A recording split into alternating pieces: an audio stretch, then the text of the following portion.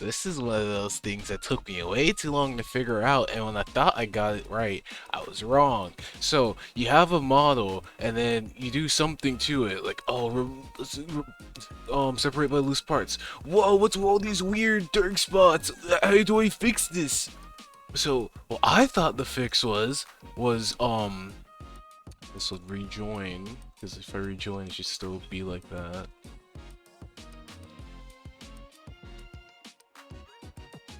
Come on.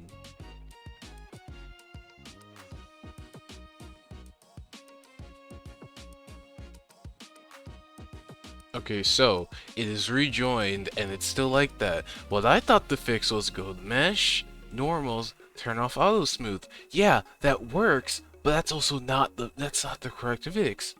What I do is make sure auto smooth is maxed out, because for most models honestly it should be maxed out. So you go to you go to edit mode on the mesh. Select everything, mesh, normals, reset vectors. Wow, everything's fixed now. Main reason you want to see an auto smooth too is if a model uses like sharp, such as like the blue lines.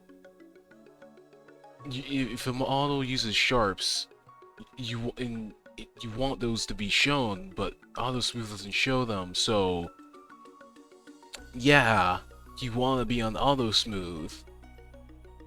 And usually every model that is on uses max 180 for like normal smoothing, so you don't have to worry about picking like a lower. Just max it out. It doesn't matter. And then there you go. You got it. It's good. And anytime you see any like thing just kind of weird with how the model's normals are, just always reset vectors. That just always do it.